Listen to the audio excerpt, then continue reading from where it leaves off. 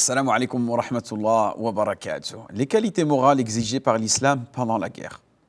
Alhamdulillah, wa salatu wa salam ala nabiyyina Muhammad sallallahu alayhi wa sallam.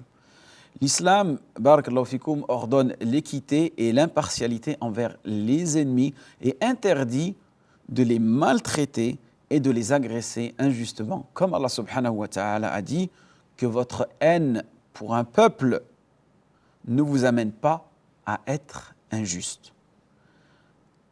Soyez équitable. I'dilu huwa aqrabu littaqwa. Soyez équitable, c'est plus conforme à la piété.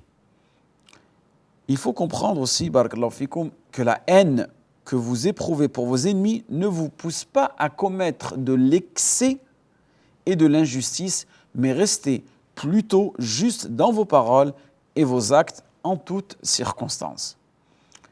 Ensuite, sachez que l'islam interdit la trahison et la traîtrise envers l'ennemi. La trahison ou la traîtrise est en effet interdite même envers l'ennemi. Comme Allah subhanahu wa ta'ala a dit dans le Coran, Allah n'aime pas les traîtres, al-kha'inin. Allah subhanahu wa ta'ala n'aime pas les traîtres. Ensuite, l'islam a interdit la torture et la mutilation. Dans notre religion, il est interdit de mutiler les morts, comme le prophète sallallahu alayhi wa sallam a dit, ne mutilez pas. Le hadith rapporté par Imam Muslim. Ensuite, sachez que l'islam aussi interdit de tuer les civils qui ne participent pas au combat, ou bien il est aussi interdit de dévaster la terre et l'environnement. Voici Abu Bakr as-Siddiq, le véridique, radiyallahu anhu, qu'Allah l'agrée, a dit le calife des musulmans est le meilleur des compagnons du prophète sallallahu alayhi wa sallam. Donc ici, nous avons Abu Bakr as-Siddiq, le véridique, qui est le calife des musulmans et le meilleur des compagnons du prophète sallallahu alayhi wa sallam, qui donne des recommandations à qui? À Oussama ibn Zayd, en l'envoyant vers le Sham, c'est-à-dire la Syrie, ou bien la Syrie et Palestine que nous avons en ce moment. Et il l'envoie à la tête de l'armée musulmane. Et qu'est-ce qu'il lui dit? Il lui dit, ne tuez ni enfants, ni vieillards, ni femmes. Qu'est-ce qu'il lui dit aussi? Ne saccagez pas les palmiers en leur coupant les têtes ou en les brûlant. N'abattez pas d'arbres en fruits. N'égorgez ni brebis, ni vaches, ni chameaux, si ce n'est pour vous en nourrir, si seulement il y a une nécessité. Ensuite, dans ce même hadith, vous rencontrerez sur vos chemins des gens qui consacrent tout leur temps au recueillement dans les monastères.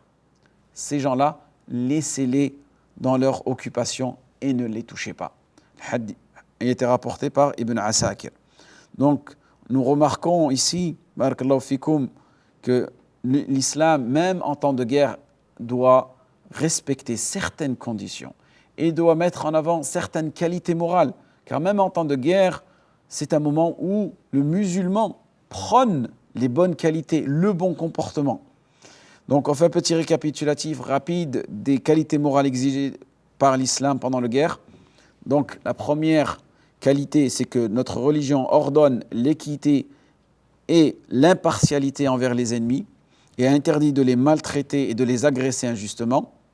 Ensuite, l'islam interdit la trahison, la traîtrise envers l'ennemi. L'islam interdit aussi la torture et la mutilation. Et l'islam interdit de tuer les civils qui ne participent pas au combat. Et aussi, l'islam interdit de dévaster la terre et l'environnement, que ce soit en période de guerre ou que ce soit en période de non-guerre. Donc voilà pour ce cours-là, en espérant qu'il a été bénéfique pour vous et moi. Je vous dis à prochain cours. Nous allons aborder ensemble dans l'unité numéro 2 certains exemples tirés de la vie du prophète sallallahu alayhi wa sallam.